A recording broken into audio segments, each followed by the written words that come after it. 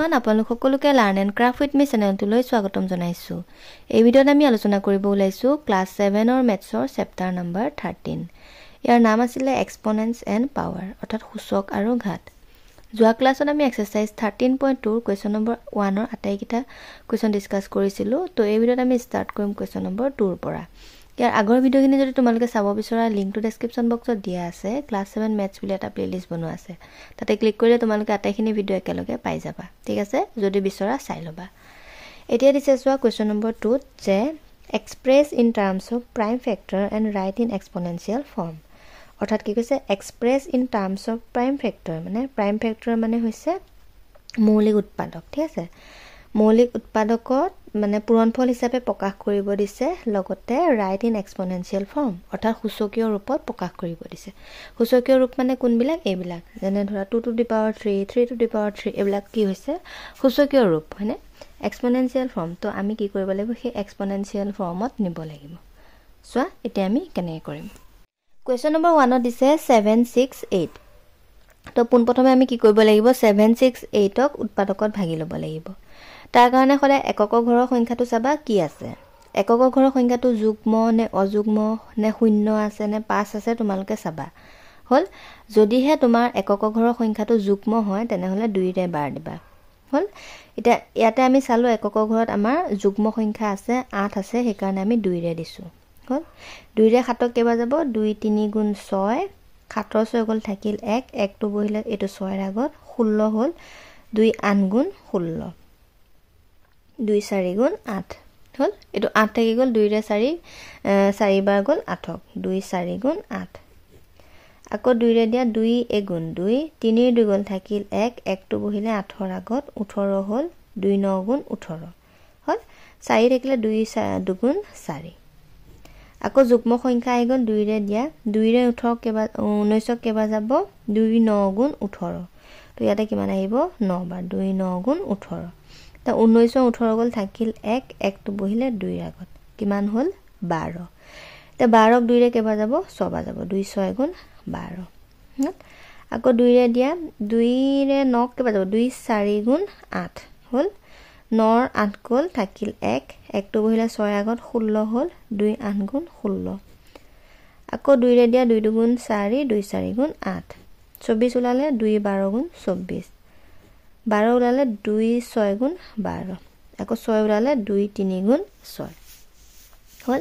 তো তুমি কি পালা চোৱা, 2 কেইটা পালা, 1 2 3 4 5 6 7 8, 8টা 2 পালা। গতিকে লিখা 1 2 3 4 5 6 7 8, আৰু 3 কেইটা পালা, এটা পালা। হ'ল, তো ইয়াক সূচকীয় ৰূপত লিখি দিব পাৰিবা, হয় নাই? 2 কেইটা পাইছা, 8টা, গতিকে কি লিখিব পাৰা, 2 to the power 8 হ'ল। 3 এটা পাইছা, গতিকে পূৰণ 3 হ'ল। এইটো হৈ গ'ল কি ইয়াৰ আনচাৰ। বুজি পাইছানে? একেবাৰে সহজ, খালি তোমালোকে এই যিটো হৰণ হ'ব সেই হৰণটো ভুল নকৰিবা। আৰু নেক্সট আহিলে 7 to 9। ইয়াতে কৰিম আমি চোৱা 7 to 9 হ'ল। এতিয়া ইয়াতে চোৱা এককৰ ঘৰৰ সংখ্যাটো যুগ্ম নহয়, অযুগ্ম আছে, আৰু কিমান আছে, 9 আছে। এতিয়া চোৱা আমি 3ৰে দি চাওঁ যায় নে নাযায়।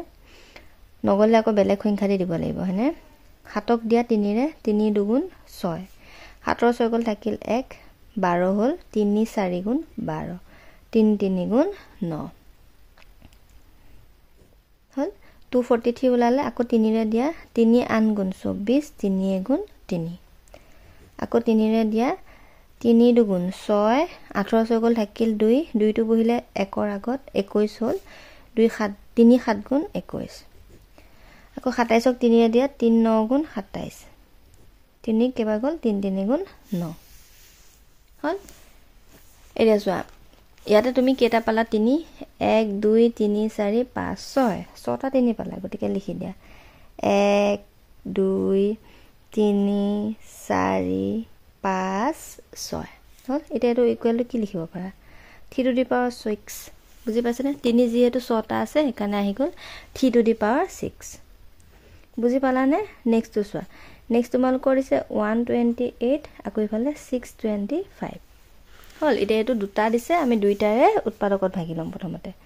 চোৱা ইয়াতে তোমাৰ এইটো চোৱা যুগ্ম সংখ্যা আছে হয়নে গতিকে 2 ৰে দিয়া 2 6 গুণ 12 2 4 গুণ 8 হল আকৌ যুগ্ম সংখ্যা আছে 2 ৰে দিয়া 2 3 গুণ 6 2 2 গুণ 4 আকৌ যুগ্ম সংখ্যা আছে 2 ৰে দিয়া 2 1 গুণ 2 3 2 গল থাকিল 1 1 টো বইলে 2 আগত 12 হল 2 6 গুণ 12 দিয়া 2 ৰে 2 8 গুণ 16 2 4 গুণ 8 2 2 গুণ 4 হল আকৌ ইয়াতে 625 ক ভাগা এটা ইয়াতে যোগ তলত চোৱা একক ঘৰৰ সংখ্যাটো আছে 5 5 আৰু যেতিয়া শূন্য থাকিব তেতিয়া তাক 5 ৰে দি দিবা হল তে 5 ৰে 6 এবাৰ গল 5 1 গুণ 5 6 5 গল থাকিল 1 12 হল 5 2 গুণ 10 12 10 গল থাকিল 2 2 টো বহিলে 5 ৰ আগত কিমান হল 25 তো 5 ৰে 5 5 গুণ 25 5 ৰে দিয়া 5 2 গুণ 10 5 5 গুণ 25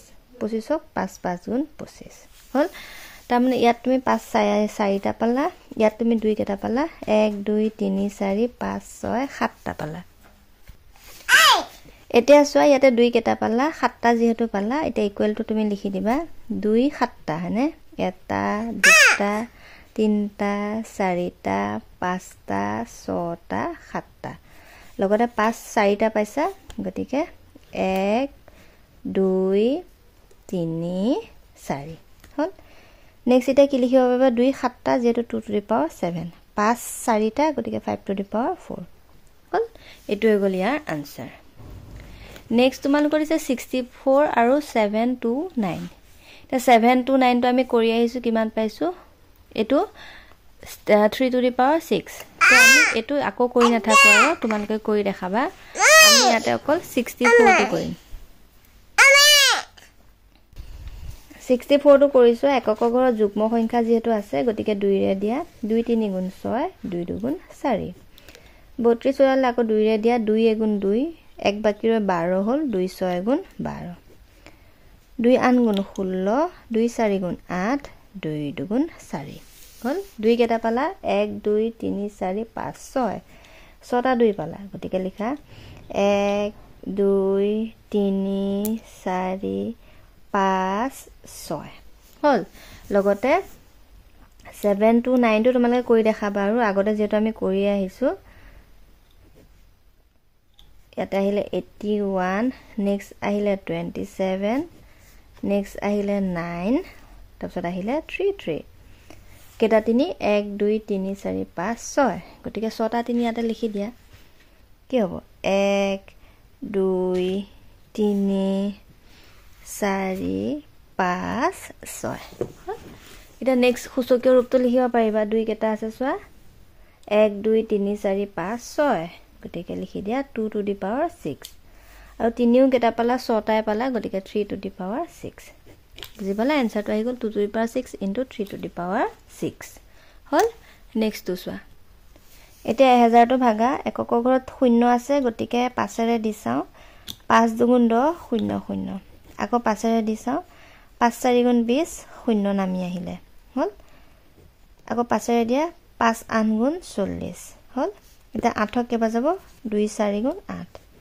4 কেবা যাব 2 2 গুণ 4 হল 5 3টা পালা 2 3টা পালা গতিকে লিখা 1 2 3 2 3টা 1 2 3 তে লিখি দিয়া আৰু 5 3টা পালা গতিকে 5 to the power 3 2 3টা পালা 2 to the power 3 বুজি পালানে এটো হৈ গল ইয়াৰ আনসাৰ আজিলৈ আহিছো ভিডিওটো চোৱাৰ বহুত বহুত ধন্যবাদ নেক্সট ক্লাছত আমি কোৱেশ্চন নম্বৰ 3 টো ডিসকাস কৰিম and thank you for watching and study well